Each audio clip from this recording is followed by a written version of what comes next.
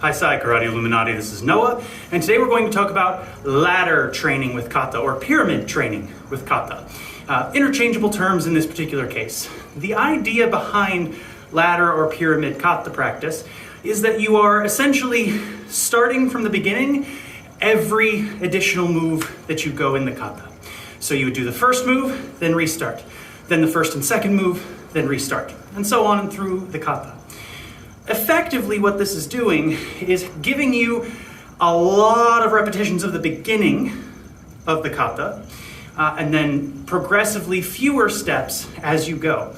But essentially, it's really hitting hard on the beginning of the Kata. You can, however, start it later in the Kata. So if there's a specific spot that you need to work on, you can always start with that spot and work through the rest of the Kata from that point. So we're going to take a look at it from Naihanchi Shodan first, because it's a relatively short Kata and makes sense to repeat easily. So from the beginning of the Kata, we go to our Yoi position, which we can even repeat as well before we begin. Now, depending on the count, you could have it just be a look and then restart, and then a step,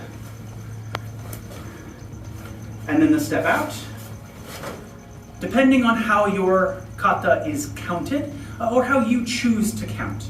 So you could also simply run it through in more combined sequences. So you start with the Yoi maybe, and then start again with the Yoi, and this is an entire section, and then you go back and you restart from the Yoi.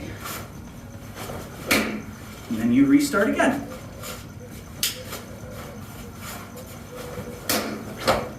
And so on throughout the rest of the Kata. And that, again, builds a lot of repetition at the beginning of the Kata. So it emphasizes those sequences more than the rest of the Kata.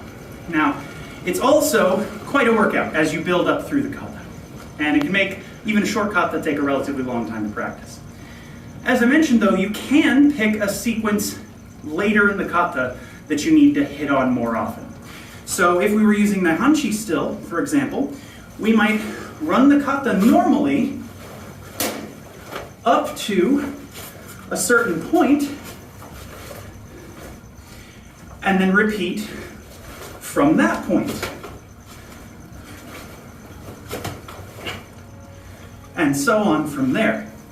That does the same thing, right? Providing you a lot of repetitions at the beginning of that practice. And then you work up through the rest of the Kata. This is something that is pretty easy to put into any place in any Kata, but it can be a bit of a mental challenge because you have to then remember how far you went the last time and start over going just one beyond that. So you're just slowly stepping up the ladder or slowly building up the pyramid, depending on the visualization you prefer.